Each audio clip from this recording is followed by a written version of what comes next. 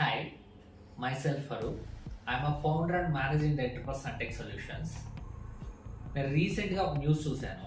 దాని యొక్క main summary ఏంటంటే ఎవ్రీ 100 పీపుల్లో 58 పీపుల్కి పర్సనల్ డెబ్ట్స్ ఉంటున్నాయి. అందరూ వర్క్ చేస్తూ ఉన్నారు, బట్ ఈ పర్సనల్ డెబ్ట్స్ ఎందుకు వస్తున్నాయంటే ఫినాన్షియల్ ప్లానింగ్ సరిగా లేకపోవడం.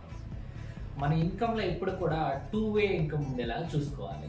ఒకటి యాక్టివ్ ఇన్కమ్ అయితే రెండో ప్యాసివ్ ఇన్కమ్ ఉండేలా చూసుకోవాలి. యాక్టివ్ ఇన్కమ్ అంటే మన ఎవ్రీ మంత్ జాబ్స్ లేకపోతే బిజినెసెస్ త్రూగా వచ్చేది యాక్టివ్ ఇన్కమ్ అనుకుంటే, ప్యాసివ్ ఇన్కమ్ వచ్చేసరికి ఎక్స్టర్నల్ స్కిల్స్ లేకపోతే మన దగ్గర ఉన్న ఇన్వెస్ట్మెంట్ తోటి ఎర్న్ చేసేదాన్ని ప్యాసివ్ ఇన్కమ్ అంటాం. ఫర్ ఎగ్జాంపుల్, మనకి 1 lakh యాక్టివ్ ఇన్కమ్ వస్తూ ఉంటే దానికి 50%, అట్లీస్ట్ 50% ప్యాసివ్ ఇన్కమ్ వచ్చేలాగా మనం ప్లాన్ చేసుకోవాలి.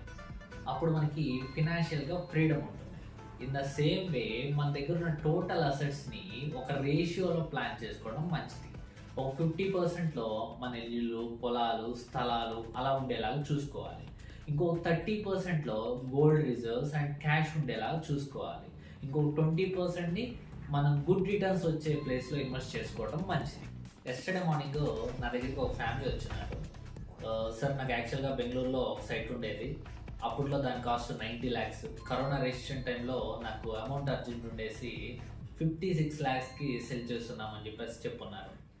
ఫ్యూచర్లో కూడా ఇలాంటి రెసిషన్స్ యూజువల్గా వచ్చే అవకాశం ఉంది. కాబట్టి మన దగ్గర ఉన్న టోటల్ అసెట్స్ని ఈ రేషియోలో అరేంజ్ చేసుకొని ఫినాన్షియల్గా ఫిట్గా ఉండేలా చూసుకోవడం మంచిది.